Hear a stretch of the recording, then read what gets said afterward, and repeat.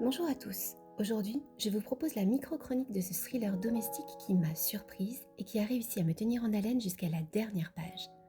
Avec Love Mum, Iliana Xander signe un roman grand public, sombre et profondément dérangeant, où l'on parle de vengeance, d'identité volée et de ce besoin fou d'exister à travers la vie d'un autre. Petit pitch pour le découvrir. Elisabeth Casper, autrice de thrillers à succès, est retrouvée morte à 43 ans dans ce que tout le monde pense être un accident.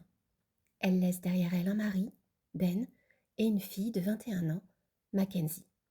Mais alors que tout le monde pleure cette écrivaine adulée, Mackenzie reçoit une étrange lettre, puis une autre, et d'autres encore. À l'intérieur, des pages couvertes d'une écriture manuscrite comme un journal intime, une lettre. Et surtout, des mots, des révélations qui font voler en éclats tout ce qu'elle croyait savoir sur sa mère et sur sa famille. Avec son amie EJ, elle se lance dans une quête du passé où elle va découvrir peu à peu qu'Elisabeth n'était peut-être pas celle qu'elle pensait connaître. Un thriller de l'identité volée. Sans rien vous révéler de l'histoire, le cœur du roman repose sur des thématiques classiques mais terriblement efficaces. Vengeance, jalousie destructrice et usurpation d'identité. On est ici dans un thriller domestique où les masques tombent, où chacun cache quelque chose et où la vengeance se construit sur des blessures anciennes. Et même si j'ai pu pressentir certaines révélations, le plaisir de lecture est resté intact, car ce roman ne cherche pas seulement à surprendre, il cherche à déranger. Au démarrage du livre, la couverture. Je la trouve très réussie. Simple, efficace, presque nude, mais traversée de zones rouges évoquant le sang, elle attire immédiatement le regard. La lettre qu'elle représente évoque instantanément le mystère, une plongée dans l'intimité et les secrets. Elle renvoie bien sûr à celle que reçoit Mackenzie avec cette phrase signature devenue presque comme une menace, Love, Mum. Elle annonce d'emblée que quelque chose ne tourne pas rond. Et le titre? Love Mum reprend cette signature comme un écho obsédant. Court, percutant, inquiétant, ce titre reste en tête. Malgré son côté doux en apparence, il est chargé d'un poids émotionnel très sombre. Une structure en 3 temps. Ce livre est construit en 3 parties. La première pose le mystère, et je l'ai trouvée un peu longue, je vous l'avoue. Puis le rythme s'accélère avec un véritable effet page-turner. La seconde partie nous replonge dans le passé, et la troisième nous ramène au présent pour conclure.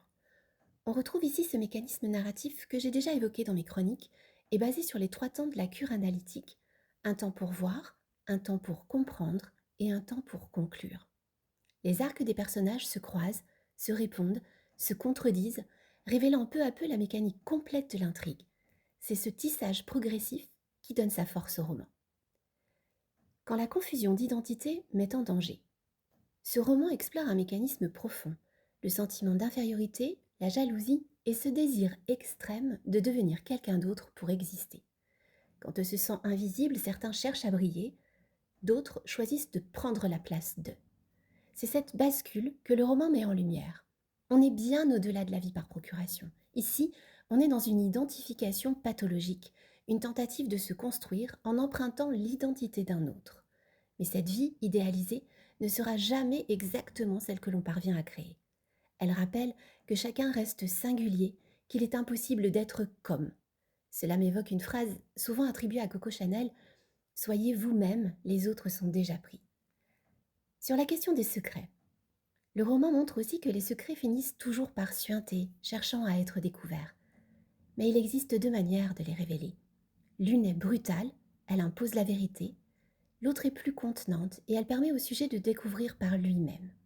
L'impact psychique n'est alors pas le même. Dans les 2 cas, le désir est identique, que le secret ne soit plus un poids silencieux. Alors en bref, Love Mum est un thriller domestique efficace, sombre et accessible.